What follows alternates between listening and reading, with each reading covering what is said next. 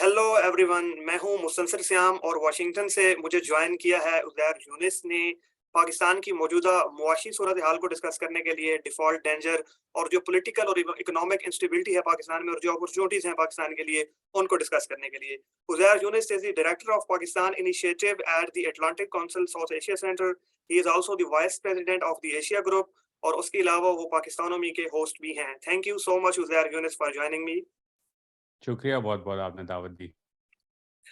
अच्छा, उज़ैर यूनिस साहब बताइएगा, does default danger still exist? Pakistan ने रिसेंटली $1 बिलियन की जो बॉन्ड की पेमेंट थी वो भी कर दी है। स्टिल जो फॉरेन रिज़र्व्स हैं पाकिस्तान में, वो they are stitching a very dangerous figure of $6.7 billion.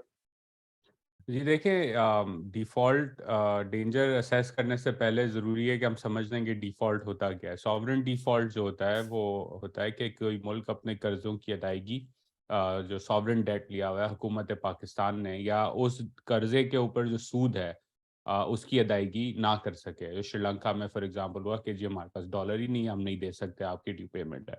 जैसे आपने खुद कहा, पाकिस्तान ने अभी चंद दिनों पहले $1 अरब के सुकूक की बॉन्ड पेमेंट की है। उसका इम्पैक्ट रिज़र्व से भी हमें नज़र आ गया। रिज़र्व 7 अरब से कम हो के अब कुछ 6.7 या 6 अरब के आसपास रह गए, जो बनता है 4 से 5 हफ्ते इंपोर्ट्स का। तो एज़ सच सॉवरेन डिफ़ॉल्ट का कोई इस वक़्त रिस्क इस तरह से नहीं है, क्योंकि अगली जो बॉन्ड पेमेंट ड्यू है वो अप्रैल 2024 की है। तो अगले 12 महीने में तो कुछ नहीं है। लेकिन इसका मतलब ये नहीं कि लिक्विडिटी क्राइसिस नहीं है या पाकिस्तान के पास डॉलर्स मौजूद हैं। इस वक़्त जो रिस्क है वो उसे कहते हैं कि कमर्शियल बैंक साइड पे जो लेटर्स ऑफ क्रेडिट हैं, जिस पे दालें इंपोर्ट होती हैं या पेट्रोल एलएनजी आता है या पाम ऑयल आता है, उसके लिए शायद पैसे ना रहें। या काफ़ी सारे इंपोर्टर्स जो हैं वो कंप्लेन कर रहे हैं या बिज़नेसेस कंप्लेन कर रहे हैं कि जी हमारी एलसी नहीं खुल रही या उसकी पेमेंट क्लियर नहीं हो रही, क्योंकि स्टेट बैंक इस वक्त राशन कर रहा है फॉरेन करेंसी को।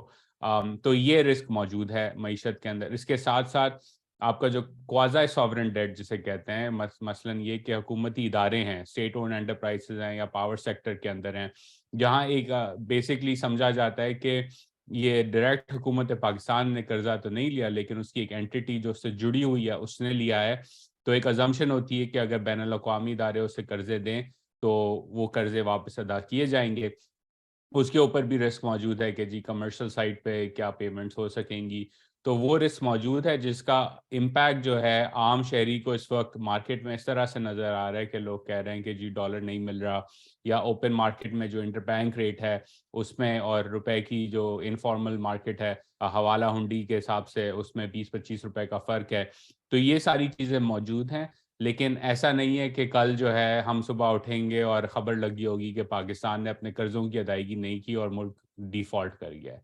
अच्छा उज़ैर साहब, एक आम तासुर ये पाया जाता है कि जो ग्लोबल पावर्स हैं like US and China, they will help Pakistan to cater such kind of economic instability owing to their vast geopolitical interest in Pakistan. तो आप इस तासुर को किस तरह से देखते हैं? क्योंकि पाकिस्तान की एक जो काफ़ी सारे लोग हैं, इस चीज़ के ऊपर उनका यकीन है कि ये जो पावर्स हैं वो पाकिस्तान को हेल्प करने की, कैटर करने में। जी देखिए, ये तारीख रही है पाकिस्तान की, राइट? अगर 47 से हम आगे चलें तो कोल्ड सर जंग के शुरू में अयूब खान के ज़माने में डॉलर्स आए, सीटो सेंटो की मेंबरशिप हुई। उसके बाद थोड़ा मामला ठंडा पड़ गया, 71 हो गया और फिर अफ़गान जिहाद छिड़ गई तो उस पे डॉलर आने लगे। फिर 90s में हालात ख़राब हुए, न्यूक्लियर बॉम्ब के बाद, टेस्ट के बाद जो है वो सैंक्शंस लग गए, फिर 9/11 हो जाता है, डॉलर आ जाते हैं। उसके बाद सीपैक चलता है बीआरआई के शैडो के अंदर, तो और डॉलर आ जाते हैं। तो पाकिस्तान जो है वो यूजुअली लोग कहते हैं कि has been a geopolitical rent Sikar, कि वो अपनी जियोपॉलिटिक्स पोजीशन के हिसाब से कहता है कि हमें कुछ अरब डॉलर दे दो, हमें ज़रूरत है, और फिर आप जो हमसे कहेंगे हम वो करेंगे। अब उस पे डिबेट हो सकता है कि क्या पाकिस्तान ने उसका फ़ायदा प्रॉपर्ली उठाया कि नहीं। दुनिया में बाकी ममालिक भी हैं जो हम कह सकते हैं जियोपॉलिटिकल रेंट सीकर्स हैं, जिनमें साउथ कोरिया शामिल है, इज़राइल है, इजिप्ट है। उन सब ने भी अमेरिका से इसी तरह एक प्रेफ़रेंशियल रिलेशनशिप रखी और उससे डॉलर कमाए। लेकिन उन्होंने अपने आप को फिर उससे मॉडर्नाइज़ भी किया। पाकिस्तान वो प्रॉपर्ली नहीं कर सका, वो एक अलग डिबेट है। अब मसला ये है कि अफ़गानिस्तान से अमेरिका जा चुका है। تو وہاں ایز سچ اس کو کوئی ضرورت نہیں ہے پاکستان کی جو ہوتی تھی mid 2000s کے اندر جب پراپر کیمپین چل رہی تھی. تو وہ پیسے رک گئے. چین نے سی پیک لگایا لیکن چین کے اپنے شہری جو ہیں وہ سیف نہیں ہیں. آج ہی میں صبح پڑھ رہا تھا کہ گوادر میں کسی واٹر ٹینکر کے اوپر واپس کوئی حملہ ہوا ہے تو اس میں سیکیورٹی فورسز شہید ہوئے ہیں. تو وہ سیکیورٹی سچویشن کراچی میں اٹیکس ہوئے وہ آپ کے سامنے ہے. سعودی عرب نے کچھ سالوں پہلے یمن میں جنگ چھیڑی تو اس نے کہا میں آپ کی مدد چاہیے, تو پاکستان نے سوری کہہ کے منع کر دیا, اور پھر صرف سوری نہیں کہا, پارلیمان میں ایک پورا جو ہے اس کی بحث چھڑی, تو وہ اس سے ناراض ہو گئے. تو اس وقت جو جیو پولیٹیکل سچویشن ہے دنیا کے تمام ممالک جو ہیں جو پاکستان کو ہسٹوریکلی پیسے دیتے آئے ہیں وہ کوشچن کر رہے ہیں کہ جی آپ کی ویلیو پروپوزیشن ہے کیا. تو آپ نے رینٹ نکالنا ہے تو رینٹ تو اسی اس میں نکالا جاتا ہے نا, کرایہ نکال دیا جاتا ہے جب کوئی سامنے سے چیز مل رہی ہو, ورنہ کوئی کرایہ ایسے تو نہیں دیتا, رائٹ. تو یہ ایک سوال ہے. اب اس کے اندر کمپلیکیٹنگ فیکٹر اس کے ساتھ ساتھ یہ ہے کہ ایک طرف global geopolitical environment shift ہو رہی ہے, پاکستان کی ویلیو پروپوزیشن کلیئر نہیں ہے. دوسری طرف پاکستان کے اندر جو پولیٹیکل انسٹیبلٹی ہے اس کی وجہ سے بھی یہ ممالک نیوٹرل ایک طرح سے کہہ سکتے ہیں, نیوٹرل تو جانور ہوتا ہے لیکن ایک نیوٹرالٹی انہوں نے اپنائی ہے. کیوں؟ کیونکہ وہ نہیں چاہتے کہ وہ آپ کے ڈومیسٹک پولیٹیکل لڑائی میں پڑیں. کیونکہ دیکھیں اگر کل جو ہے اپریل کے فوراً بعد ازیوم کریں کہ امریکہ آئی ایم ایف کو کہہ دیتا کہ ان کے لیے قسطیں آسان کر دو, یا سعودی عرب کہتا ہے یہ لیں $10 ارب, یا چین کہتا ہے یہ لیں 15 ارب کا ایک اور سی پیک 2.0, رائٹ. تو اس پہ ڈپلومیٹک رسک یہ تھا کہ آپ کے ایک اپوزیشن لیڈر ہیں former prime minister Imran Khan, وہ کہہ رہے ہیں آپ کی حکومت امپورٹڈ ہے نئی جو آئی ہے, اور اس کے اندر بین الاقوامی طاقتیں ان کو 10, 15, 20 ارب ڈالر دے دیں معیشت سنبھالنے کے لیے, تو کیا گارنٹی ہے کہ فارمر پرائم منسٹر جو ہیں وہ کسی جلسے میں نہ کہہ دیں کہ جی ایم بی ایس جو ہے یا شی جن پنگ جو ہے یا جو بائیڈن جو ہے دیکھیں یہ ایویڈنس ہے کہ انہوں نے ہی مل کے جو ہے گرائی ہے حکومت. تو یہ ایک رسک ہے ایڈڈ پولیٹیکل انسٹیبلٹی کا, جہاں معلوم نہیں ہے کہ کل کس کی حکومت ہوگی اور سچویشن کیا ہوگی. تو اس کے لیے اور اس کا ایویڈنس بھی ابھی پچھلے ہفتے سعودی عرب کے سفیر ہیں اسلام آباد میں, انہوں نے کھلا ایک اردو نیوز کے انٹرویو میں کہا, یہی بات کہی کہ جی پولیٹیکل انسٹیبلٹی کو آپ سالو کریں. تو یہ کمپلیکیٹنگ فیکٹرز ہیں جس کی وجہ سے دنیا اس وقت جو ہے وہ کہہ رہی ہے کہ آپ اپنا ہاؤس ان آرڈر کریں اکنامکلی بھی اور پولیٹیکلی بھی, اس کے بعد پھر ہم دیکھتے ہیں کہ ہم کیا کر سکتے ہیں آپ کی مدد. ایگزیکٹلی پولیٹیکل انسٹیبلٹی کا آپ نے کہا ہے, میرا نیکسٹ کوشچن بھی اسی کے ریلیٹڈ ہے. چونکہ پاکستان میں یہاں پہ عمومی طور پہ یہ کمی دیکھنے میں آئی ہے, یہ جو پولیٹیکل انسٹیبلٹی کی ڈیبیٹ ہے کہ how and in what ways political instability actually brings economic instability. آپ نے اپنے ریسنٹ آرٹیکل میں بھی یہ مینشن کیا کہ economics and economic policy making can not be separated from politics. تو میں یہ چاہوں گا کہ آپ اس کو بھی تھوڑا سا ڈیسائفر کر دیں اور یہ بھی بتا دیں کہ جو پولیٹیکل انسٹیبلٹی ہے یہ اکنامک پالیسی میکنگ کے اوپر یا جو اکنامک انسٹیبلٹی ہے اس کے اوپر ان کا کوریلیشن کیا ہے اور کس طریقے سے امپیکٹ اور افیکٹ کرتی ہے. جی دیکھیں اس میں اٹس اے برائڈر ٹاپک, لیکن میں آرٹیکل سے سٹارٹ کرتا ہوں. پاکستان میں ایک کافی ہفتوں سے مہینوں سے ایک بحث چل رہی ہے کہ جی چارٹر آف اکانومی ہونا چاہیے اور معیشت کو سیاست سے الگ کر دینا چاہیے. میں سمجھتا ہوں یہ, اور یہ میں نے آرٹیکل میں بھی لکھا ہے, یہ ایک طرح سے احمقانہ سوچ ہے میرے نزدیک, معذرت کے ساتھ. اس لیے کیونکہ کسی بھی ملک کے اندر, اسپیشلی ایک جمہوری ملک کے اندر, جو معیشت ہے وہ سیاست سے ہمیشہ جڑی رہے گی. کیوں؟ کیونکہ معیشت کا کام یا اکنامکس کا کام یا اکنامک پالیسی میکنگ کا کام ہوتا ہے کہ وہ ریسورسز اکٹھا کرے اور پھر کچھ لوگوں کو دے, کچھ لوگوں سے ریسورسز لے اور کچھ لوگوں کو مراد دے, right. Eventually this is what it is, collect resources distribute them. تو وہ کس طرح ہوں گی, کس کے لیے ہوں گی, کس سے پیسہ لیا جائے گا, کس کو دیا جائے گا, یہ ایک انہیرنٹلی جمہوری معاشرے میں جمہوری طریقے سے یہ معاملہ سالو ہوتا ہے. اور پاکستان کی تاریخ میں 75 سال کی تاریخ میں ہم یہ کافی دفعہ کر چکے ہیں کہ ہم نے معیشت کو سیاست سے الگ کیا اور اس کا نتیجہ ہمارے سامنے. میں آپ کو 3 مثالیں بہت جلدی سے دے دیتا ہوں. ایک بنگلہ دیش ہے, ایسٹ پاکستان کی پوری تاریخ موجود ہے کہ وہاں سے ایکسٹریکٹ کی جاتی تھی ریسورسز, ان کو سیاست میں پورا سے نہیں دیا گیا. وہاں ویسٹ پاکستان میں انڈسٹریلائزیشن ہو رہی تھی اس پیسے سے, رائٹ. تو انہوں نے کہا بھائی کلیمڈ پولیٹیکل ڈیو جو تھا وہ ان کو شیئر جو ان کا بنتا وہ تھا نہیں دیا, آپ نے معیشت کو سیاست سے الگ کر دیا تھا اسینچلی ایسٹ پاکستان کی. تو انہوں نے ایونچولی کہا کہ بھائی ہم آزادی لے لیتے ہیں, 71 ہو گیا. اسی طرح بلوچستان کے اندر سوئی سے گیس نکلتی ہے. اب یہ گیس کا استعمال کرنا کس کو اس سے فائدہ ہوگا, یہ ایک سیاسی فیصلہ ہونا چاہیے کسی بھی معیشت کے اندر, starting from the local community in Sui in Balochistan, جن کا سے سب سے زیادہ بنتا ہے. لیکن آپ نے ان کو وہ سے نہیں دیا. بلوچستان میں انسرجنسی آج تک چل رہی ہے آپ کے سامنے.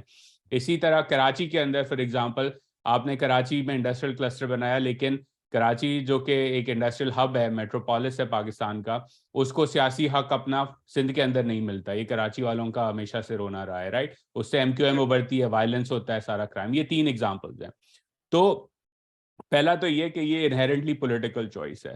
دوسرا یہ کہ پولیٹیکل انسرٹنٹی، اکنامک انسرٹنٹی اس طرح کریٹ کرتی ہے بالخصوص پاکستان جیسے ملک میں، کہ کبھی ہم کہتے ہیں کہ مارشل لا ہونا چاہیے، کبھی ہم کہتے ہیں جمہوریت ہونی چاہیے، کبھی ہم کہتے ہیں صدارتی نظام ہونا چاہیے، کبھی کہتے ہیں کہ پارلیمانی نظام ہونا چاہیے.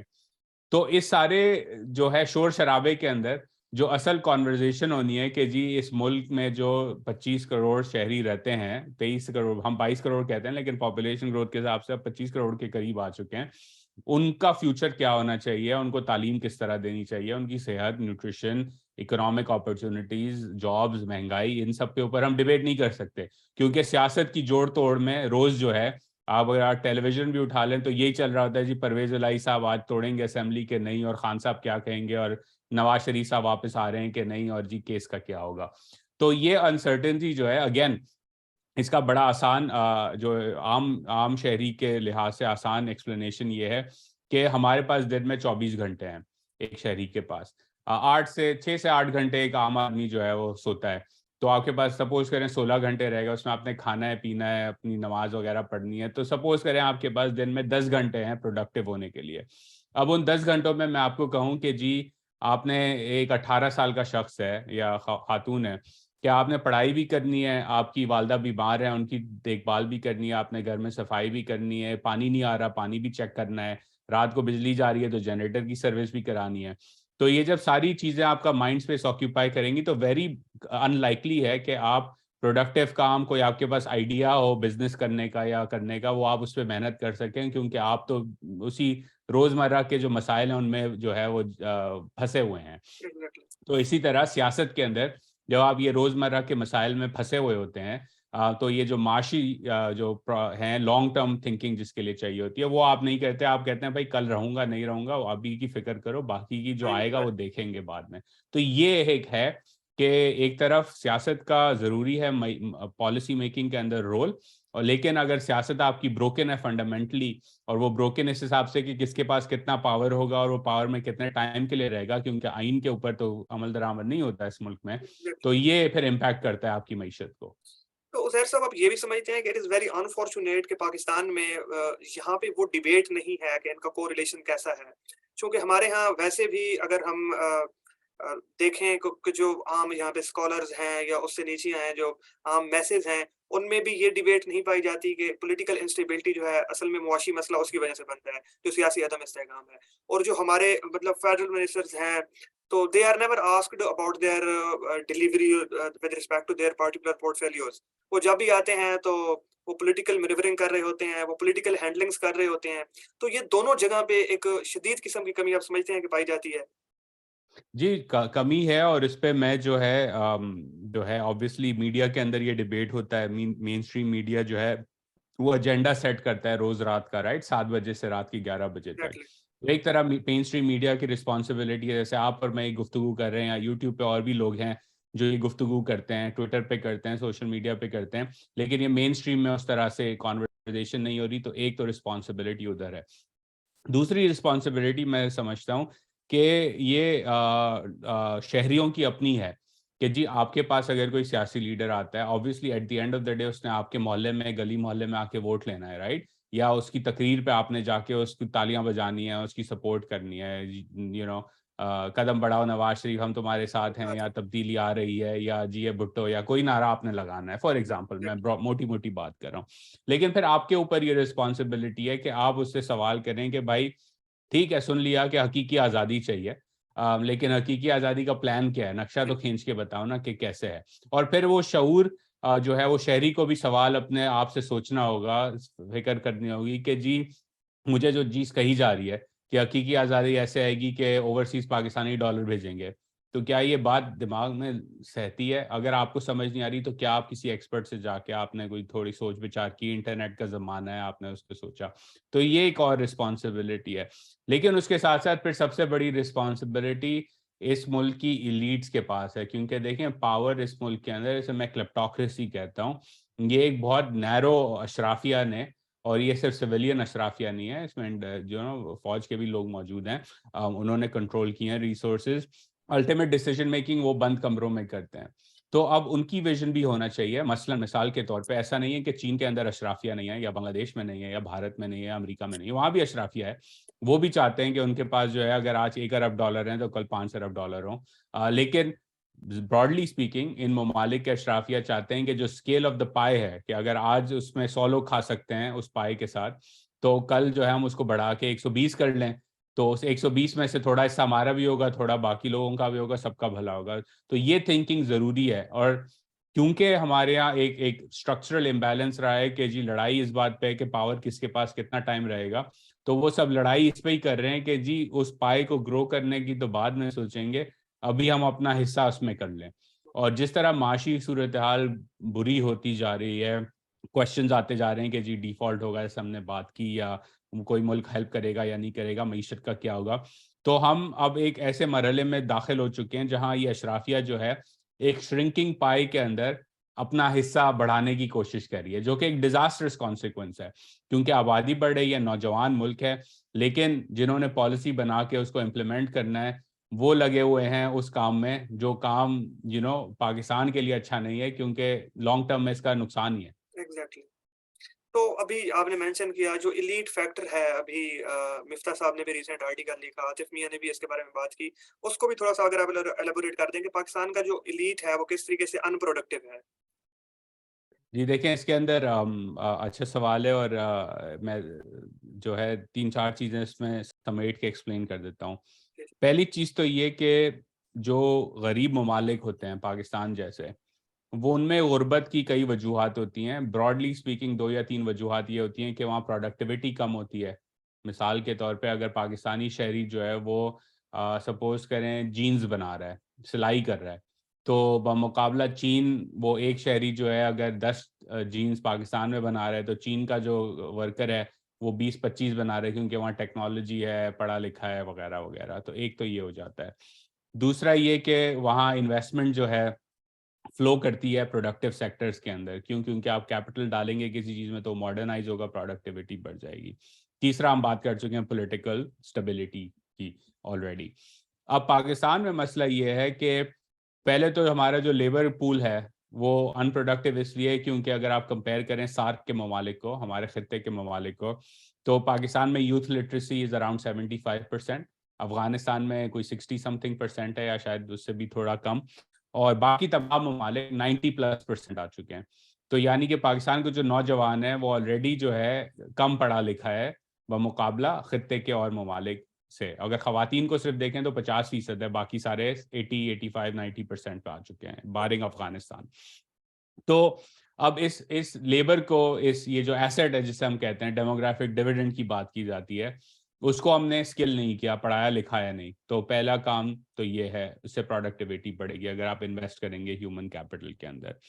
دوسرا یہ کہ اگر ایک ملک کے اندر غربت ہے اور اس کے پاس سپوز کریں اگین 100 ارب ڈالر، میں ہائپوتھیٹکلی کہہ رہا ہوں، ایکچوئل فگر نہیں، اگر میں کہوں 100 ارب ڈالر ہیں آپ کے پاس، اس سے زیادہ آپ کے پاس نہیں ہے، آپ نے سوچ کے جو ہے لگانے ہیں اس پہ کہ جی کس چیزوں میں انویسٹ کیا جائے. اب جن ممالک نے ترقی کی انہوں نے کہا کہ جی فیکٹریوں میں لگاتے ہیں، کچھ بناتے ہیں، آئی ٹی میں لگاتے ہیں، یونیورسٹیاں بناتے ہیں، اس پیسے سے، اس سے گریجویٹس نکلیں گے، وہ پیسے بنائیں گے. پاکستان میں الٹا حساب ہے، پاکستان میں یہ پیسہ لگ رہا ہے ریئل اسٹیٹ کے اندر. اب ریئل اسٹیٹ میں ہر حکمران جو ہے وہ اپوزیشن میں تو بڑی برائیاں کرتا ہے ریئل اسٹیٹ سیکٹر کی. خان صاحب بھی جو ہیں، اگر آپ ان کے ٹویٹر پہ جائیں 2018 سے پہلے سرچ کریں تو وہ ایمنیسٹی کے خلاف تھے ریئل اسٹیٹ کی، لیکن 2018 کے بعد انہوں نے پاکستان کی تاریخ کی سب سے لمبی ایمنیسٹی دی. اسی طرح نون لیگ ہے یا پیپلز پارٹی ہے، انہوں نے بھی ایمنیسٹیاں دی ریئل اسٹیٹ کی. تو ایک ملک جہاں، اور پھر کہا کیا جاتا ہے کہ جی کنسٹرکشن سیکٹر میں غریب ورکرز کو نوکریاں ملیں گی، اور جو ہے 40 الائڈ انڈسٹریز ہیں اس کے ساتھ جڑی ہوئی، تو ترقی ہوگی اور لوگوں کو گھر میں رہنے کی ضرورت ہے. یہ اپ سائڈ ڈاؤن تھنکنگ ہے، اس پہ عاطف میاں تو مجھ سے زیادہ بات کر چکے ہیں، لیکن موٹی بات اس کے اندر یہ ہے کہ ایک ملک جو دنیا کے لیے کچھ بنا نہیں رہا، جس میں انٹیگریشن نہیں ہے، جو ایکسپورٹ اتنا کم کرتا ہے، اس میں پیسہ لگنا چاہیے پروڈکٹیو سیکٹر کے اندر، تاکہ آپ کچھ بنا کے بیچ سکیں دنیا کو. ریئل اسٹیٹ آپ بیچ نہیں سکتے دنیا کو، اور ریئل اسٹیٹ کے ساتھ جو ہمارے یہاں جو اسٹرکچرل مسئلہ ہے وہ یہ ہے کہ اسپیکولیٹو ببل ہوتا ہے, اس سے کنزمپشن بڑھتی ہے, کنزمپشن سے پھر ہم امپورٹ کرنے لگ جاتے ہیں چیزیں, کیونکہ ہم بنا کچھ نہیں رہے, کچھ بنا رہے ہیں لیکن زیادہ نہیں بنا رہے, کم بنا رہے ہیں, تو یہ پورا ایک امپیکٹ پڑتا ہے. میں اس کو مثال دے دیتا ہوں آپ کی, کہ ابھی ہم ورلڈ کپ کی بات کر رہے تھے ریکارڈنگ سے پہلے, تو موروکو آج میچ جیتا ہے. موروکو جو ہے again is a very good example for people to study, because ہم سب خوشی منا رہے ہیں کہ وہ جیت گیا اور زبردست ہوا. موروکو کی per capita income is over 2 times that of Pakistan. It has near universal literacy, almost 100%.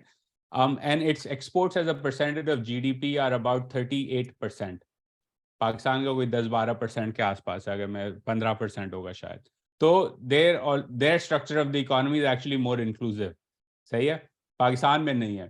تو اگین یہ جو چیزیں ہیں پروڈکٹیوٹی کی, انویسٹمنٹس کی, اس کا لنک ہے ریئل اسٹیٹ کے ساتھ. اب پالیسی میکنگ کا کام یہ ہوتا ہے کہ وہ پالیسی میکر دیکھیں کہ یار اگلے 10 سال میں مجھے کچھ ترقی لانی ہے, جابس کریٹ کرنی ہے, تو میں اس سیکٹر کو انسینٹیوائز کروں جہاں نوکریاں بنے, جہاں ایکسپورٹس ہوں, جہاں محنت کش لوگوں کو جو ہے ریوارڈ ملے, کیپٹل لگے اس کے اندر.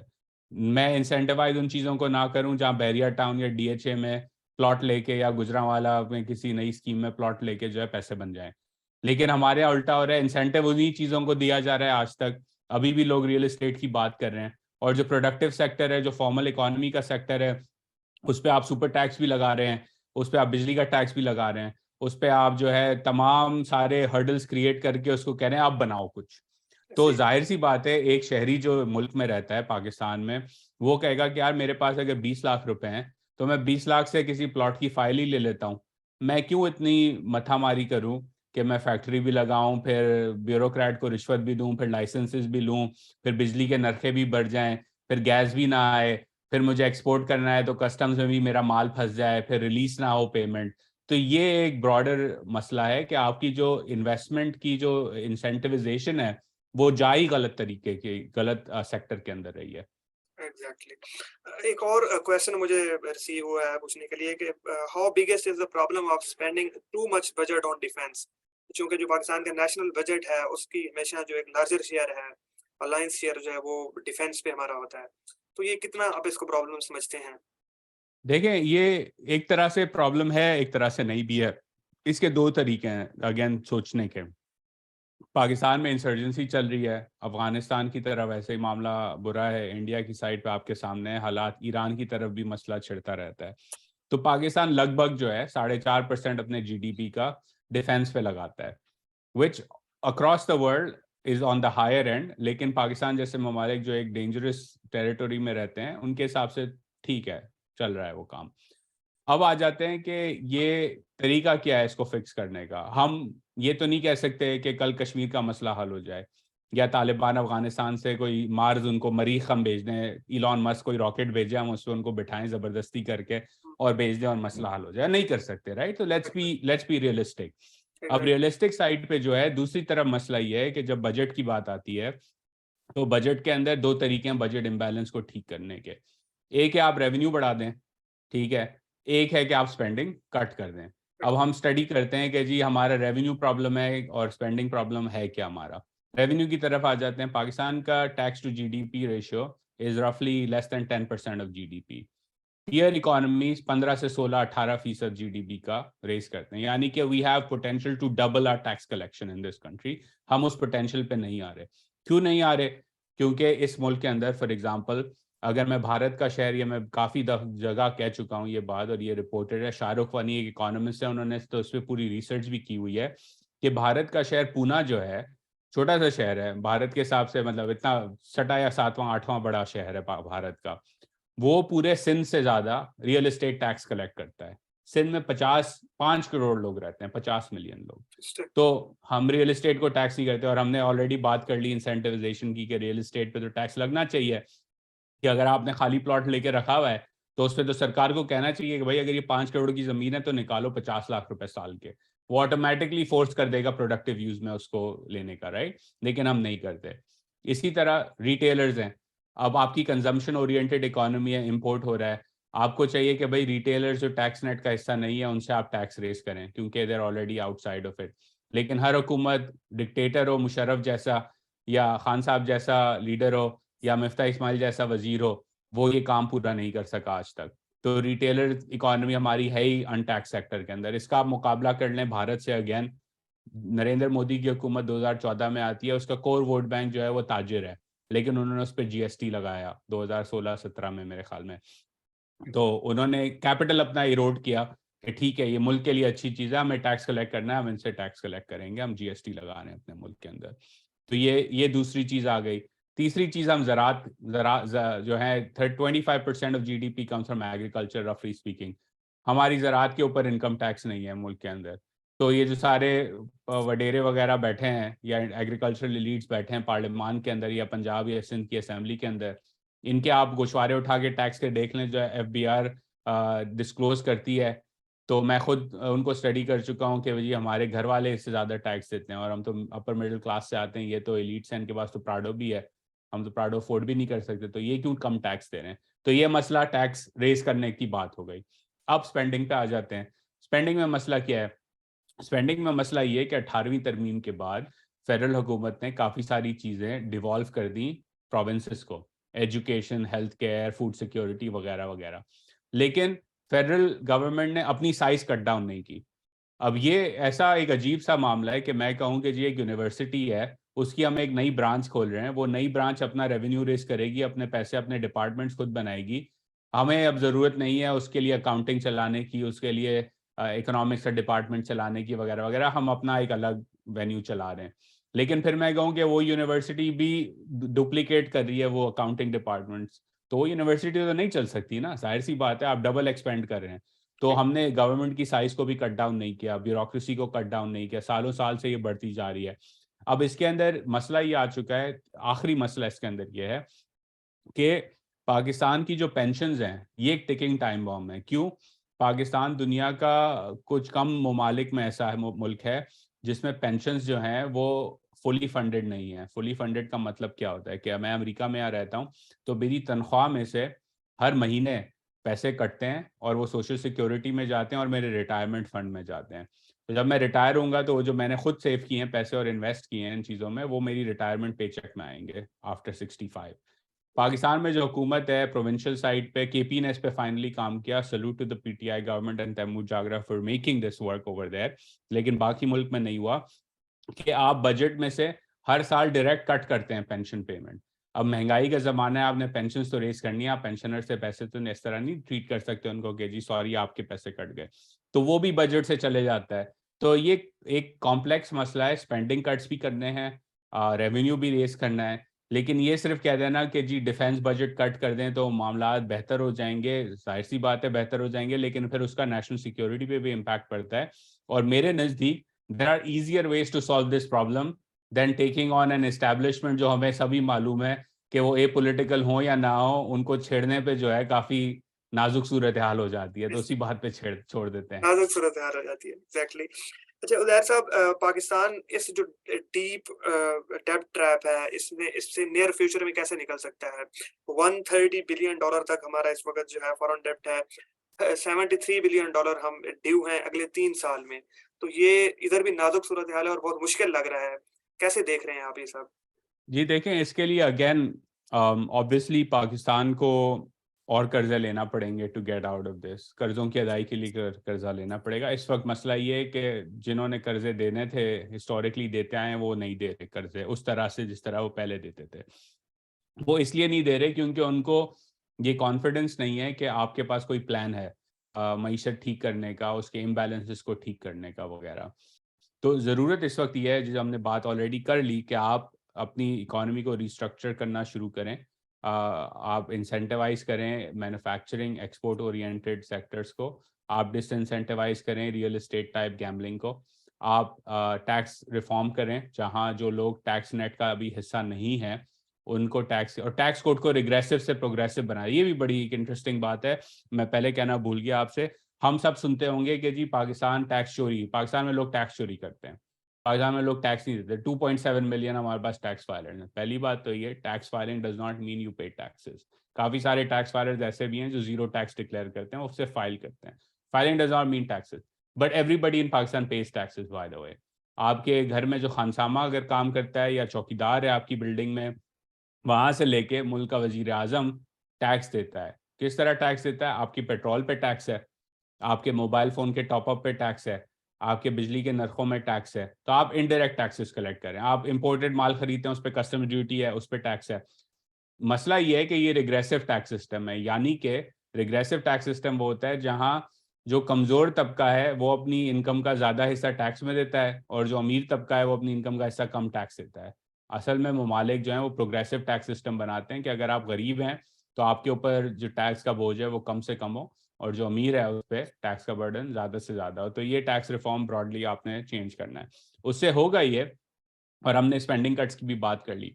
जब आप ये रिफॉर्म करना शुरू करेंगे, उनमें से 1-2 कदम भी अच्छे लेंगे, तो बैनुल-अक़वामी मार्केट में इदारे जो हैं, आईएमएफ हो गया, वर्ल्ड बैंक, बॉन्ड मार्केट हो गई, आपके दोस्त ममालिक हो गए, वो कहेंगे कि यार इनके पास प्लान है, इनके हालात तो ख़राब हैं और काफ़ी सालों से ख़राब हैं, लेकिन लगता ऐसा है कि ये सही सिमत में आ गए हैं अब इन्होंने मेहनत करनी है।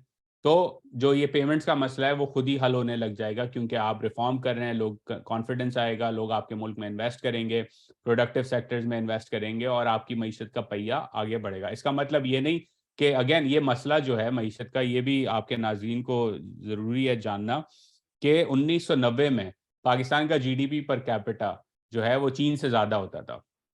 तो पाकिस्तान चीन से ज़्यादा on average, Pakistani was richer in terms of GDP per capita then the average Chinese person. Today it's completely upside down, right? 30% of your date is odd to the Chinese now. उन्होंने तरक्की की है, आपने नहीं की। तो ये जो 30-40 साल का जो मसला है, ऐसा नहीं है कल मैं बटन दबाऊंगा या कोई भी वजीर बटन दबाएगा और मसला हल हो जाएगा। इसके लिए कंसिस्टेंट मेहनत की ज़रूरत है, और ये ममालिक ने किया है। फॉर एग्जाम्पल 1998 में अगर आपके नाजरीन जाएं गूगल में टाइप करें एशियन फाइनेंशियल क्राइसिस, तो इंडोनेशिया जैसे ममालिक में पाकिस्तान से ज़्यादा बुरा हाल था उस वक्त। लेकिन उन्होंने फिर फैसला किया कि हमने अपनी सिम ठीक करनी है, हमें एक प्रूडेंट माइक्रो इकोनॉमिक फ्रेमवर्क लगाना है, हमें एक टैक्स रिफॉर्म करना है, हमें प्रोडक्टिविटी में इन्वेस्ट करना है, हमें एक्सपोर्ट्स करने हैं, हमें अपने रिजर्व्स बफर बनाने हैं ताकि ये हाल हमारा वापस ना हो। तो आज आपके सामने इंडोनेशिया, जहां अभी G20 के बाद कोई 20 अरब डॉलर या 25 अरब डॉलर की कमिटमेंट्स हुई हैं just in their energy modernisation alone, right? तो ये इम्पॉसिबल चीज़ नहीं है। इसके लिए पहला जो काम होना होगा वो ये है कि पाकिस्तान में, जिसे मैं ककूनॉमिक्स कहता हूँ या लोग डारोनॉमिक्स भी कहते हैं क्योंकि डार साहब वापस आ गए, ये इसका ख़त्म करें खुदा के वास्ते। क्योंकि ये कह देना कि जी ये इकोनॉमिक थियरीज दुनिया में चलती होंगी, पाकिस्तान जैसे मुल्क में नहीं चलती, ये एक अजीब सी इलॉजिकल, अनसाइंटिफिक और इरेशनल बात है कि हम इतने यूनिक हैं कि मतलब दुनिया में जो चीज़ चलती है वो हमारे यहाँ नहीं चलती, तो हमें अलग तरह से ट्रीट किया जाए। भाई क्यों ट्रीट किया जाए? आप भी मुल्क हैं कि दूसरे ममालिक की तरह, उन्होंने भी एक तरह से तरक्की की है, तो आप भी कर सकते हैं। ये कह देना कि नहीं हमारे यहाँ ओवर वैल्यूड एक्सचेंज रेट होनी चाहिए क्योंकि हमारे यहाँ मसाइल अलग हैं, अजीब अहमकाना बात है। एंड अगेन जब तक आप ये काम करते रहेंगे, ओवर वैल्यूड एक्सचेंज रेट की बात करते रहेंगे, तो ये जो कर्जे का आपने सवाल किया, ये कर्जा आप अदा नहीं कर सकेंगे क्योंकि इस वक्त आपको कर्जों की अदायगी के लिए कर्जों की ज़रूरत है। एग्जैक्टली। चलें उधर साहब, जो आईएमएफ फैक्टर है पाकिस्तान में, उसके ऊपर जो ओपिनियन है वो बहुत डिवाइडेड है। मतलब कुछ लोग कहते हैं कि ये अमेरिका की लोंडी है, कुछ लोग कहते हैं कि अमेरिका की गुलामी है, फिर कुछ लोग हमें जाते हुए भी नजर आते हैं ये कहने के बाद। तो आईएमएफ फैक्टर जाना गलत है, बार बार जाना गलत है, या ये कह के कि नहीं जाना जाना गलत है? मतलब उसको आप किस तरह से प्लेस करेंगे पाकिस्तान की इकोनॉमी में? देखें इसकी इसकी जो आसान मिसाल जो है ना वो ये है कि एक शख्स है, मैं हूँ, मुझे मिठाई का बड़ा शौक है, ठीक है? अब मैं जो है हर दूसरे दिन जो है मिठाई वाले के पास खड़े होके 1 किलो गुलाब जामुन लेता हूँ, और मैं 1 किलो उसी वक्त खा जाता हूँ, ठीक है? 3-4 दफ़ा मैंने ये किया, 5वीं दफ़ा मेरी तबीयत ख़राब हुई तो बेगम मुझे ले गई अस्पताल। अस्पताल में डॉक्टर ने कहा कि भाई आपको इंसुलिन का टीका लगा रहे हैं, लेकिन आप ख़याल करें, परहेज़ करें, ये आप मेरी उम्र 35 साल है, आप अभी 20 साल के नहीं हैं, 35 साल के हो गए हैं, 1 किलो मिठाई हर दूसरे दिन खाओगे तो मारे जाओगे, राइट? यही कहेगा ना डॉक्टर, आपको डायबिटीज़ है। अब मैं कहूँ कि ठीक है डॉक्टर साहब, मैंने बात सुन ली आपकी, मैं फिर वही करने लग गया। अब मैं दूसरी दफ़ा डॉक्टर के पास गया तो मेरे टाँग में गैंग्रीन हो चुका है। डॉक्टर ने कहा भाई तुम्हारी हालत तो बड़ी ख़राब है, तो मैं वापस इंसुलिन का टीका लगा रहा हूँ, लेकिन तुम्हारा किडनी पे भी प्रेशर पड़ रहा है, गैंग्रीन हो चुका है, मैं तुम्हारी टांग काट रहा हूँ। हुँ, अब मैं ये कहूँ कि उसने इमरजेंसी में, मैं बेहोश हूँ, ठीक है, मेरी बेगम ने हाँ कर दी, मैं बेहोश हूँ, उसने मेरी ज़िंदगी बचाने के लिए डॉक्टर ने मेरी टांग काट दी क्योंकि उसमें गैंग्रीन है। अब मैं उठूँ सुबह और मैं डॉक्टर को कहूँ कि भाई तुमने तो मेरे साथ गलत किया, मेरी टांग काट दी तुमने, تو آپ مجھے بتائیں ڈاکٹر ٹو بلیم ہے کہ میں بلیم میرا ہے؟ ایگزیکٹلی آپ کا میرا ہے نا. آئی ایم ایف جو ہے اسی طرح ایک ڈاکٹر ہے معیشت کا جو ایمرجنسی میں ٹریٹ کرتا ہے ممالک کو. دنیا میں 3 سے 4 ممالک ہیں جو بار بار آئی ایم ایف جاتے رہتے ہیں: پاکستان، مصر اور ارجنٹینا. یہ 3 مثالیں. ارجنٹینا اور مصر، ارجنٹینا تو ہے ہی ایک الگ کیٹیگری میں، مصر جو ہے ہماری طرح بار بار جاتا رہتا ہے اور وہ بھی جیو پولیٹیکل رینٹس ایکسٹریکٹ کرتا ہے کہ جی امریکہ سے مدد آ جائے، ہم نے اسرائیل سے دوستی کی ہوئی ہے، ہمارے یہاں دہشت گردی ہے، ہمارے یہاں ڈکٹیٹرشپ ہے، فلانا دھماکہ چلتا رہتا ہے ان کا بھی. تو اب آئی ایم ایف کے پاس جانا تو پہلی بات یہ ہے کہ جانا نہیں چاہیے بار بار، لیکن نہ جانے کے لیے پہلے آپ نے خود اپنی چیزیں، جو مٹھائی کا شوق ہے اس کو آپ نے کم کرنا ہے. بھارت ہمارے سامنے ہے. 1990 میں ان کا اکنامک کرائسس ہوتا ہے، 91 میں انہوں نے اپنا سونا گروی رکھوانا پڑتا ہے، وہ آئی ایم ایف جاتے ہیں، ان کی اشرافیہ جو ہے وہ تان لیتی ہے کہ یہ ہماری جو ذلت ہوئی ہے، ہم اس ذلت کو واپس نہیں ہونے دیں گے، ہم اپنی معیشت کو ٹھیک کریں گے. آج بھارت آپ کے سامنے ہے، پاکستان آپ کے سامنے. ہم ذلت برداشت کرتے رہتے ہیں، ہم کہتے ہیں ہم آئے میں برا ہے، لیکن جاتے پھر بار بار اسی جو ہے دروازے پہ کھٹکھٹاتے ہیں کہ ڈاکٹر صاحب ہماری مدد کر دیں. اب آئی ایم ایف کے پاس جو ہے اسٹیبلائزیشن کا ایک بڑا کوکی کٹر اپروچ ہے اور وہ اپنی اپروچ اپلائی کرتے ہیں. کبھی وہ اپروچ ٹھیک ہوتی ہے، کبھی نہیں ہوتی. کچھ لوگ کہتے ہیں یہ ایک نیو لبرل اسٹیبلشمنٹ کا حصہ ہے، یہ دنیا کے پاکستان جیسے ممالک کو جکڑ کے رکھتا ہے. کچھ لوگ کہتے ہیں کہ نہیں، یہ تو لینڈر آف لاسٹ ریزورٹ ہے. whichever way you look at it, I M F آپ کو یہ نہیں کہتا کہ آپ نے جو ہے وہ اپنی معیشت ٹھیک نہیں کرنی. وہ کہتا ہے بھائی ہم آپ کو پیسے دے رہے ہیں، ان پیسوں کے عوض آپ نے کچھ چیزیں کرنی ہے. مثلاً آپ اگر گوگل پہ اگین جا کے پرانے آئی ایم ایف پروگرامس کی اگریمنٹ پڑھیں اور ریسنٹ والی کی پڑھیں، sentence to sentence some of the proposals are the same. آپ انرجی سیکٹر ریفارم کر دیں، آپ ٹیکس نیٹ وائڈن کر دیں، آپ جو اسٹرکچرل امبیلنسز آپ کی معیشت کے اس کو ٹھیک کر دیں، اور وہ ٹارگیٹس پھر آپ کو دیتے ہیں. لیکن آئی ایم ایف آپ کو یہ نہیں کہہ رہا کہ جی اگر آپ نے ٹیکس بڑھانا ہے تو آپ غریب پہ بجلی کی نرخوں میں ٹیکس لگا دیں. آئی ایم ایف نہیں کہہ رہا. آئی ایم ایف کہہ رہا آپ نے ٹیکس بڑھانا ہے. اب وہ آپ کے اوپر ہے کہ آپ کس طرح وہ ٹیکس بڑھاتے ہیں، کیونکہ وہ تو کہہ رہے ہیں بھائی ہم آپ کو پیسے دے رہے ہیں، آپ ٹیکس بڑھا دیں. لیکن اگر آپ بار بار وہ کام نہیں کرتے تو وہ بھی سختی اپناتے ہیں. اب پھر اس کے اندر جیو پولیٹیکل گیم اس طرح آ جاتی ہے کہ امریکہ جو ہے وہ لارجسٹ شیئر ہولڈر ہے آئی ایم ایف کا، تو ووٹس ہوتے ہیں آئی ایم ایف پہ جب پروگرام اپروو ہوتا ہے. تو ہسٹوریکلی ہم نے جو بات کی جیو پولیٹیکل رینٹس کی، اس کے اندر پھر یہ ہوتا تھا کہ مشرف صاحب ڈکٹیٹر لگے، 9/11 ہو گیا، انہوں نے کہا سر پیسوں کی ضرورت ہے لیکن ہم آپ کے ساتھ کام کرنے کو تیار ہیں، آپ مدد کریں. تو پیرس کلب کی بھی ریسٹرکچرنگ ہو گئی، آئی ایم ایف سے بھی پیسے آنے لگ گئے. اور ابھی تک لوگ کہتے ہیں مشرف کا زمانہ بڑا زبردست تھا. مشرف کا زمانہ اس لیے زبردست تھا کیونکہ پھر وہ آپ سے جیو پولیٹیکل رینٹس ایکسٹریکٹ کر رہے تھے، آپ کو اس کے عوض پیسے دیے جا رہے تھے. تو اب وہ نہیں ہو رہا کام، تو اب ہمیں آئی میں برا لگ رہا ہے، اب نارملی بہیو کر رہا ہے اسحاق ڈار پوٹ 2 weeks ago. اور تو یہ بات جی ہسٹوریکلی اگر ہم دیکھیں تو یہاں پہ 2 مطلب مشرف کا ہے یا ضیاء صاحب کا ہے، تو اس میں ہم یہ 2 چیزیں دیکھتے ہیں کہ ان کے جیو پولیٹیکل انٹرسٹ تھے، لیکن اس کا ہمیں ایک نقصان یہ بھی ہوا کہ ہمارے ہاں یہ تاثر پایا گیا کہ اتھارٹیرین رجیم ہو یا ڈکٹیٹرشپ ہو تو اس میں ہم زیادہ جو اکنامک ڈیولپمنٹ ہے ہماری زیادہ ہوتی ہے، اس کا ہمیں دوسرا نقصان ہوا یہ. جی بالکل، آئی فلی اگری. اور یہ نقصان ہوتا رہا. اب جو سوال تھا کہ آئی ایم ایف برا ہے یا اچھا ہے، میں سمجھتا ہوں آئی ایم ایف جیسا آپ اس کو بنانا چاہتے ہیں ویسا ہے، ویسا ہے. لیکن پہلے آپ نے خود اپنے پیروں پہ کھڑا ہونا ہے. پھر آپ نہیں جائیں آئی ایم ایف کے پاس، آپ اپنا نظام بنائیں. بھارت نے بھی یہی کیا.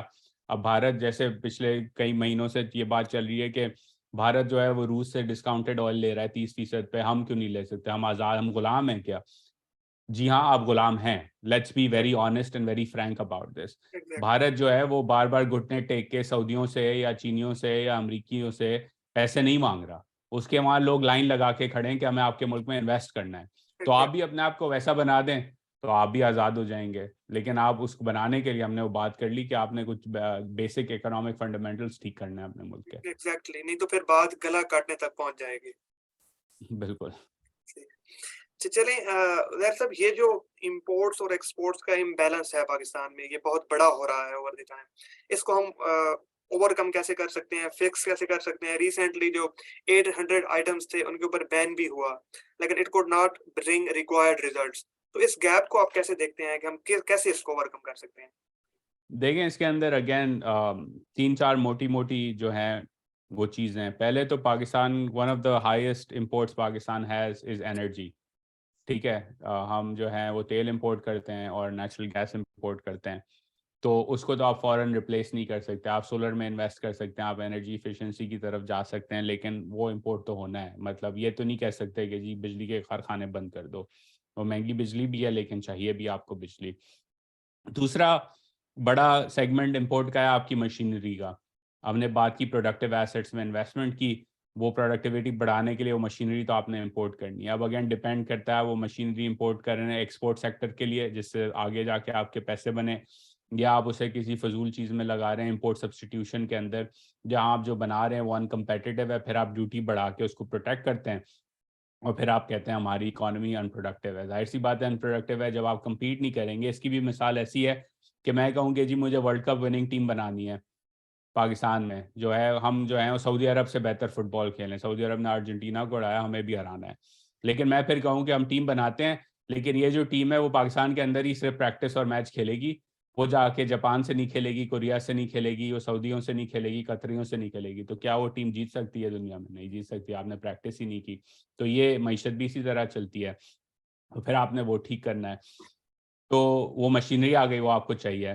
اب آ جاتے ہیں تیسری بڑی چیز پہ, وہ ہیں دالیں اور پام آئل, وناسپتی گھی اور دال. تو یعنی کہ جو عام مزدور جو ہے وہ دوپہر میں یا رات میں جو کھانا کھاتا ہے, وہ نان کھاتا ہے, ویٹ جو ہے ہم اپنی تھوڑی اگا لیتے ہیں, کبھی کبھار امپورٹ کرتے ہیں, لیکن ازیوم کریں پورا گندم جو ہے وہ پاکستان سے ہی آیا ہے اس کے پاس آٹے کے لیے. لیکن جو دال فرائی ہے اس کے اندر گھی ڈلتا ہے اور دال ڈلتی ہے, تو 90% of the recipe itself is imported. اس کے ساتھ وہ جو چائے پیتا ہے, چائے بھی امپورٹ ہوتی ہے, رائٹ. تو 95% جو آپ کا غریب شخص کھانا کھا رہا ہے, کیلریز کنزیوم کر رہا ہے, وہ امپورٹڈ ہیں. لیکن ہم اپنے آپ کو زرعی ملک کہتے ہیں. تو آپ نے زراعت پہ کام کرنا ہے. زراعت پہ کام جو ہے اس کے بغیر پاکستان میں نہیں سمجھتا ترقی کر سکتا ہے. کیوں؟ اس کی دو وجوہات ہیں.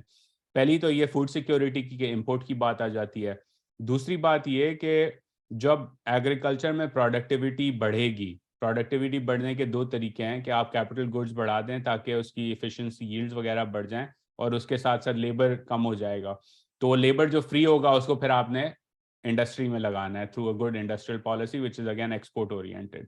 تو آپ نے پہلا کام جو کرنا ہے وہ آپ کی ایگریکلچر ماڈرنائزیشن کرنی ہے. یہ نہیں کرنا کہ ہر 2 سال بعد کوئی بھی وزیر اعظم, ابھی شہباز شریف نے کوئی بڑا سا پیکیج اناؤنس کیا تھا 1800 ارب روپے کا میرے خیال میں, ایک مہینہ پہلے یا کچھ, اس سے پہلے خان صاحب نے بڑا سا پیکیج اناؤنس کیا تھا. پیسے نہیں پھینکنے اس سیکٹر میں, اس سیکٹر کو ریفارم کرنا ہے. اس کے اندر آپ کی بیج کے اندر ٹیکنالوجی نہیں لانی ہے, فرٹیلائزر مکس کو امپروو کرنا ہے, سوائل مینجمنٹ کرنی ہے, واٹر یوٹیلائزیشن کو ٹھیک کرنا ہے. یہ بڑے بڑے مسائل ہیں ایگریکلچر سیکٹر کے اندر.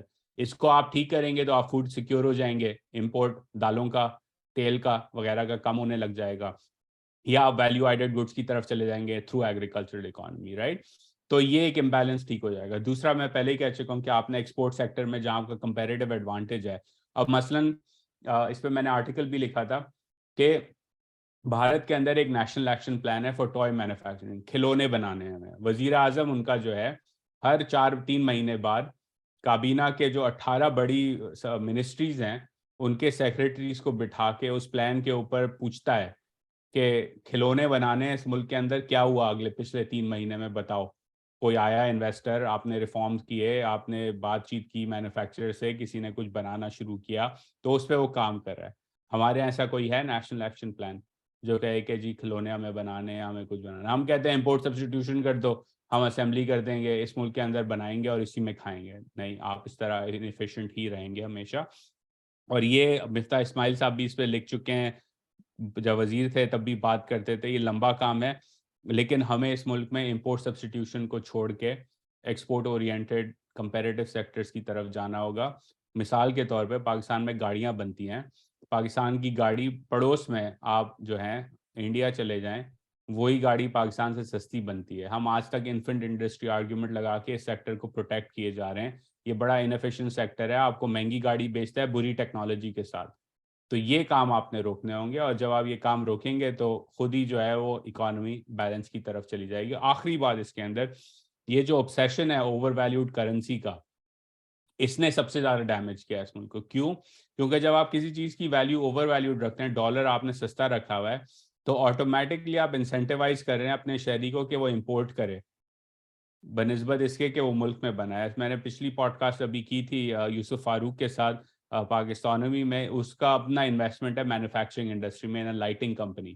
تو وہ یہی کہہ رہا تھا کہ 2020 سے پہلے دار صاحب کے زمانے میں اسپیشلی 16 تک 17 تک جب وہ فیزیبلٹی بناتے تھے پروجیکٹس کی مینوفیکچرنگ کے اندر تو کرنسی کی وجہ سے وہ فیزیبل ہوتا ہی نہیں تھا. اب ڈپریسیشن ہوتے ہوتے کمپیٹیٹیو ہو گیا پاکستان مینوفیکچرنگ کے لیے، رائٹ. لیکن اب پھر وہ بات چڑھ گئی ہے کہ میں 200 سے نیچے لے جاؤں گا ڈالر کو، تو it's again spooked everybody involved. تو وہ بھی ابینڈن کرنا ہوگا کہ ہم یہ نہیں کہہ سکتے کہ جو چیز ہم کماتے نہیں ہیں اس کی پرائس آپ کیسے سیٹ کر سکتے ہیں، نہیں کر سکتے، اس کو مارکیٹ پہ چلنے دیں. تو ہم یہ بھی کہہ سکتے ہیں کہ it is some kind of economic populism جو پاکستان کی مین اسٹریم پالیٹکس میں ایگزسٹ کرتا ہے ہمیشہ سے. بالکل. اور اس کے اندر دیکھیں اگین جو اشرافیہ والا ایلیمنٹ ہے نا وہ سمجھنا ضروری ہے. Economic populism for an overvalued exchange rate makes sense when your elite basically are incentivized to extract resources and put them abroad. اب اس کا ایگزامپل میں دے دیتا ہوں. Again if you wanna edit this out, interrupt me, but جو disclosure ہوا باجوہ صاحب کا, by dollar terms it's $60 million over 6 years that he's accumulated, him and his family, over the 6 years he was chief of army staff, and it's legitimate because it's declared in the FBR tax returns, right? ہمیں معلوم ہے. لیکن اگر ہم over valued رکھتے currency کو اس price پہ جب وہ COS بنے تھے تو وہ $100 ملین سے زیادہ ان کے ایسٹس ہوتے ہیں. تو پاکستان کے جو امیر ترین طبقے ہیں وہ اس لیے اپنی اوور ویلیوڈ کرنسی رکھنا چاہتے ہیں کیونکہ انہوں نے دبئی میں انویسٹ کرنا ہے, انہوں نے لنڈن میں انویسٹ کرنا ہے, انہوں نے ٹرکی میں انویسٹ کرنا ہے, کوالالمپور میں کرنا ہے وغیرہ, امریکہ میں کرنا ہے, پاپا جانس کی فرینچائزز کھولنی ہے, ہیرڈز میں جا کے شنیل کے بیگز لینے ہیں, گوچی کے نئے جوتے خریدنے ہیں. تو جب آپ اوور ویلیوڈ کرنسی رکھیں گے تو وہ سب سستا ہو جائے گا.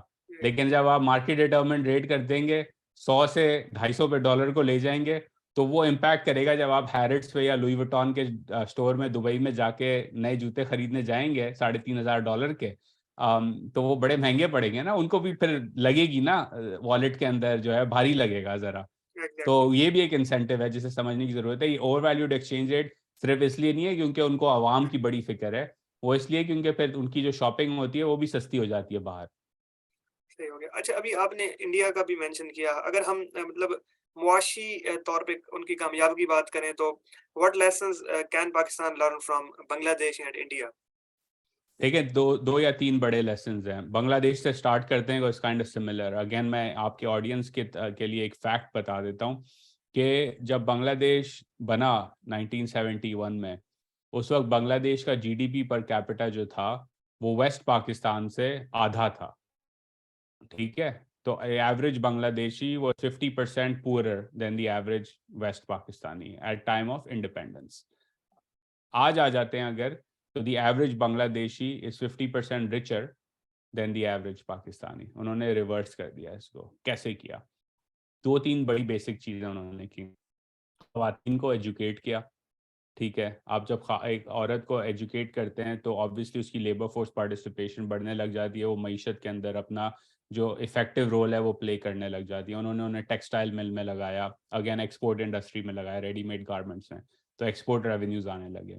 لیکن اس کے ساتھ ساتھ جب آپ ایک عورت کو پڑھا لکھا دیتے ہیں اور جب وہ کام کرنے لگ جاتی ہے تو وہی عورت جو ہے 18 سال میں جس کی شادی ہونی ہے اس کی شادی 23, 24, 25 سال میں ہو جاتی ہے, وہ انڈیپینڈنٹ ہے, تو پھر بچے بھی کم پیدا ہوتے ہیں, تو پاپولیشن گروتھ ریٹ کم ہونے لگ جاتا ہے. سیم تھنگ ہیپن ان بنگلہ دیش. لڑائی ہماری ون آف دا ریزنس تھی کہ جی وہاں زیادہ لوگ ہیں اور ان کو سیٹیں چاہیے, ہمارے یہاں کم لوگ ہیں ہمیں سیٹیں زیادہ چاہیے تھی. آج بنگلہ دیش کی آبادی پاکستان سے کم ہے, انہوں نے پاپولیشن کنٹرول کیا. تو یہ دوسری چیز تھی. تیسری کہ دیکھیں وہاں بھی کرپشن ہے, وہاں بھی جو ایک طرح سے ون پارٹی ڈکٹیٹرشپ ہے شیخ حسینہ کی, لیکن وہاں اکنامک کنٹینیوٹی رہی کہ جی کچھ چیزوں پہ ہم نے فوکس کر کے رکھنا ہے کہ ہمیں ڈیولپ کرنا ہے اپنے ملک کو through education, through infrastructure, through exports. تو وہ انہوں نے کیا. بھارت کے اندر انہوں نے ایک تھوڑی سی ڈفرینٹ اسٹریٹجی اپنائی. انہوں نے نہرو کے زمانے میں کہا کہ ہم اپنے آپ کو کلوزڈ آف رکھیں گے and we will pursue indigenous industrialization. ہم اپنے آپ کو سیلف سفیشینٹ پہلے کریں گے. Looking back some people criticize it کہ اس نے بھارت کو جو ہے وہ ہندو ریٹ آف گروتھ اس کو پہلے کہا جاتا تھا کہ آپ اپنا فل پوٹینشیل میٹ نہیں کر رہے تھے. لیکن اس کے ساتھ ساتھ انہوں نے IITs بنائی, ایجوکیشن میں اگین لائک بنگلہ دیش انویسٹ کیا, خواتین کی ایجوکیشن میں انویسٹ کیا, تو وہاں انجینئرنگ ٹیکنالوجی کیپبلٹیز بلڈ ہونے لگی. اور 91 کا ہم نے ذکر کر دیا کہ وہاں کرائسس آتا ہے, اس کے بعد وہ لائسنس راج ابینڈن ہوتا ہے. اور انلیش ہو جاتی ہے گروتھ بھارت کے اندر. وہ لبرلائز کرنے لگتے ہیں step by step, very continuous, very determined, focused approach to liberalization to the extent that, for example, U P A کی جو گورنمنٹ تھی, کانگریس کی لاسٹ گورنمنٹ منموہن سنگھ صاحب کی, اس نے پروسیس شروع کیا تھا انڈیا میں ریٹیل سیکٹر کو لبرلائز کرنے کا, کہ فورن کمپنیز آ کے ریٹیل سیکٹر میں پارٹیسپیٹ کر سکیں. اس وقت بی جے پی اپوزیشن میں تھی, اس نے اس کو اپوز کیا تھا ووسیفرسلی کہ جی آپ جو ہیں ملک میں ریٹیل سیکٹر کو مارے جائیں گے ہمارے تاجر وغیرہ. لیکن جب بی جے پی نریندر مودی کی حکومت آتی ہے تو انہوں نے بھی اس بات کو سمجھا, ان کو سمجھایا گیا اور انہوں نے سمجھا کہ this is actually good for the economy. Yes near term losses ہوں گے لیکن actually overall good step in the right direction.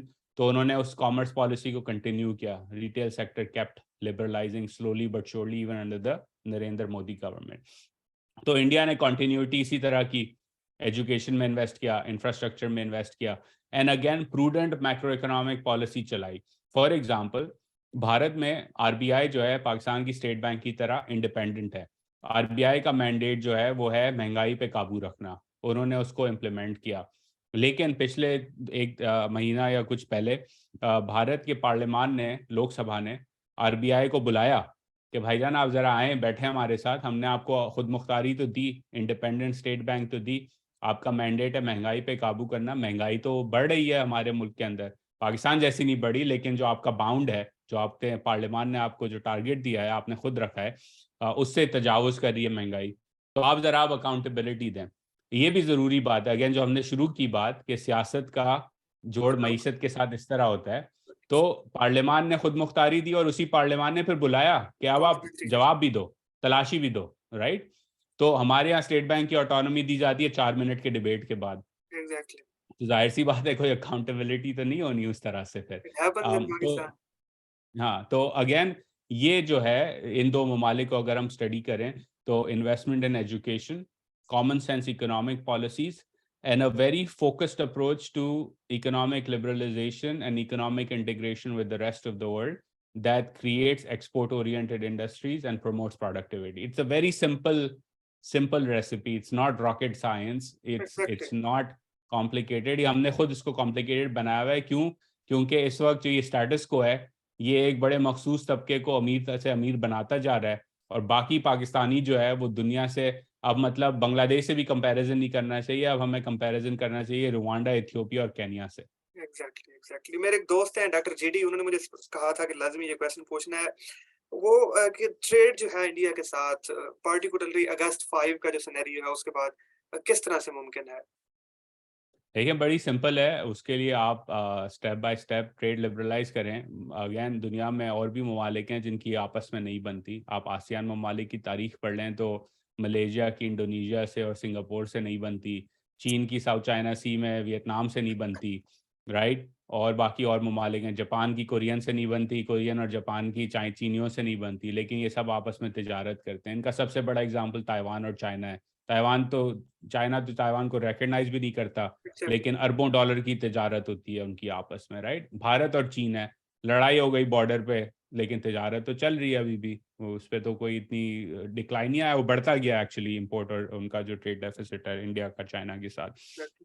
تو ہمیں تھوڑی چیزوں پہ جو ہے ایموشنل لیول کو کم کرنا ہوگا, اور ایسی چیز پہ اڑنا نہیں ہوگا جس پہ آپ اڑ نہیں سکتے, ٹھیک ہے. اس وقت پاکستان کا جو حال ہے, بھارت کے پاس کوئی انسینٹیو نہیں ہے وہ پاکستان سے انگیج کرے, اور وہ انہوں نے بڑی کلیئرلی دکھا دیا. لیکن کچھ اپرچونیٹیز آئی تھیں تجارت کرنے کی. پچھلے سال کاٹن اور فارماسیوٹیکل اے پی آئی کی بات ہوئی تو پہلے کامرس منسٹر خان نے اپروو کیا, اور پھر پرائم منسٹر خان نے وہ سمری واپس لے لی, کیونکہ اس پہ کہتے ہیں باجوہ صاحب پش کر رہے تھے اور خان صاحب نے کہا نہیں ہم نہیں کریں گے.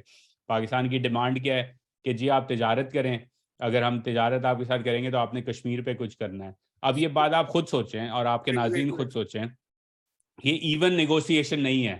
آپ کہہ رہے ہیں کہ ہم آپ سے تجارت کریں گے اور اس تجارت کے عوض آپ کشمیر پہ کچھ دیں, تو آپ ایک ٹیکٹیکل ٹریڈ ریلیٹڈ ایشو کو جوڑ رہے ہیں ایک اسٹریٹجک ڈس ایگریمنٹ یا ڈسپیوٹ کے ساتھ, ڈس ایگریمنٹ ڈسپیوٹ کے ساتھ. تو آبویسلی وہ نیگوسیشن نہیں بنتی. اس کی اگین مثال یہ ہے کہ جی محلے میں لڑائی ہوئی ہے, آپ محلے میں لڑائی کہہ رہے ہیں, اس نے مجھے چماٹ ماری, تو چماٹ کے عوض جو ہے میں اس پر گن فائر کر دوں, یہ تو نہیں بدلا نا. Exactly. आप बातचीत अलग बैलेंस पे करें. Again, trade with India can help Pakistan. It will be more beneficial to Pakistani industry, especially Punjab or Sindh oriented industry. Then it will be beneficial to India. It has to be obviously slowly opened up. But ये एक fact है कि दुनिया के जितने भी ममालिक हैं जिन्होंने तरक्की की, उन्होंने आपस में इंटीग्रेट होके ही तरक्की की. अगर आप खुद डिजिटल इंटीग्रेट नहीं इंटीग्रेशन का. करते, आप नहीं कर सकते. बिल्कुल. एग्जैक्टली. और अगेन इसके अंदर ज़रूरी नहीं आप इंडिया से करें. आपके पास अक्रॉस द सी पूरी एक गल्फ की मार्केट है. अब गुजरात से फॉर एग्जांपल, इंडियन गुजरात से श्रिम्प और सुशी क्वालिटी सी फूड जो है वो यूएई में आपको मिल जाता है. चीन से या जापान से सुशी क्वालिटी मछली आपको यूएई के रेस्टोरेंट में मिल जाती है. भाई हमारे पास भी तो मछेरे हैं ग्वादर और सिंध के अंदर. हमारे पास भी top quality sea food access है थ्रू आवर सी वाटर्स. हम क्यों नहीं एक्सपोर्ट कर सकते झींगे? कर सकते हैं ना, लेकिन हमने उस पर काम नहीं किया. तो ज़रूरी नहीं है कि आप सिर्फ भारत से देखें. आप देखें आपका जो मेन मार्केट एक्सेस है वो समंदर से है.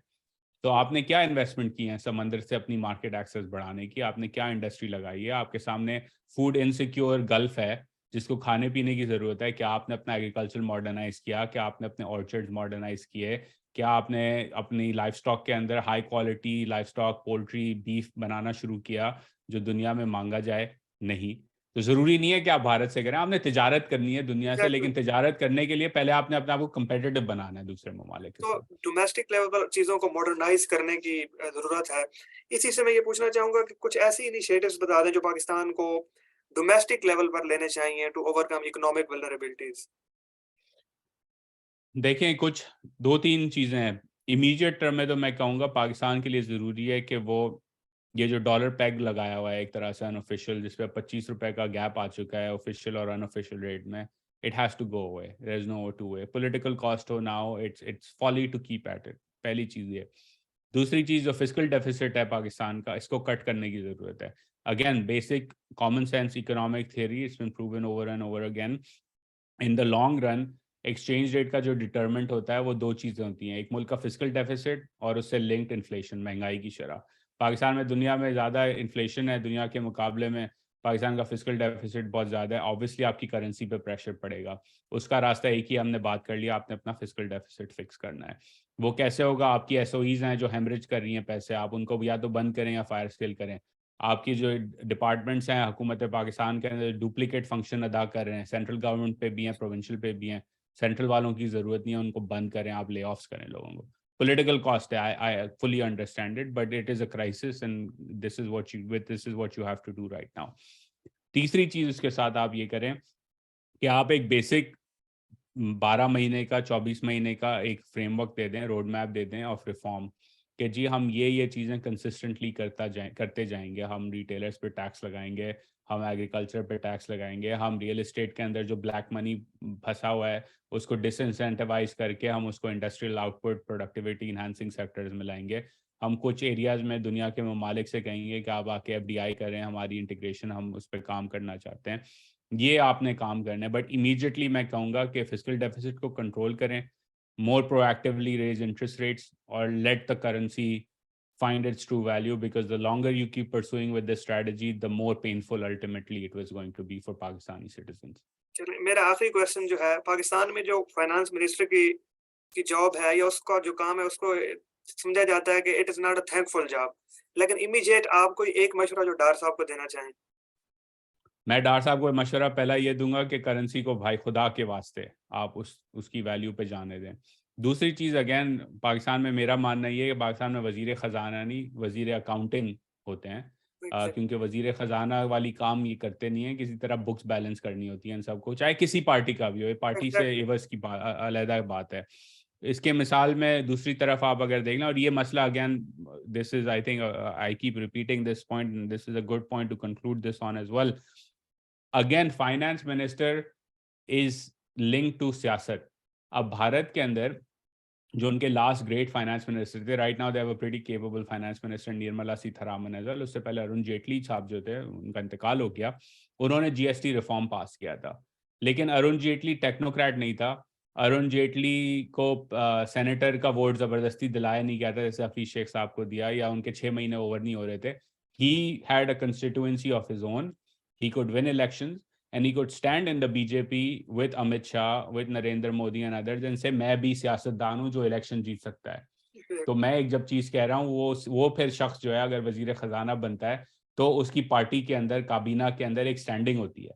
हमारे यहाँ तो ये है कि वो इम्पोर्ट होता है वजीर ख़जाना या किसी ख़ानदान से जुड़ा हुआ है, ठीक है ना, या वो दुबई से मंगवाया जाता है किसी के कहने पे, या वो मिफ्ता साहब जैसा है इंडस्ट्रियलिस्ट है जो इलेक्शन जीता नहीं है उसके पास 6 महीने काम करने के लिए. तो उस वजीर की इतनी बाय एन इतनी पावर नहीं होती कि वो अपने पैरों पे खुद खड़ा हो सके. जो जब एक शख्स वजारत के अंदर काबीना के अंदर खुद अपने पैरों पे खड़ा नहीं हो सकता तो पाकिस्तान की मईशत को तो नहीं खड़ा कर सकेगा. Exactly. This was a wonderful decision. Thank you so much for your time, guys. Thank you.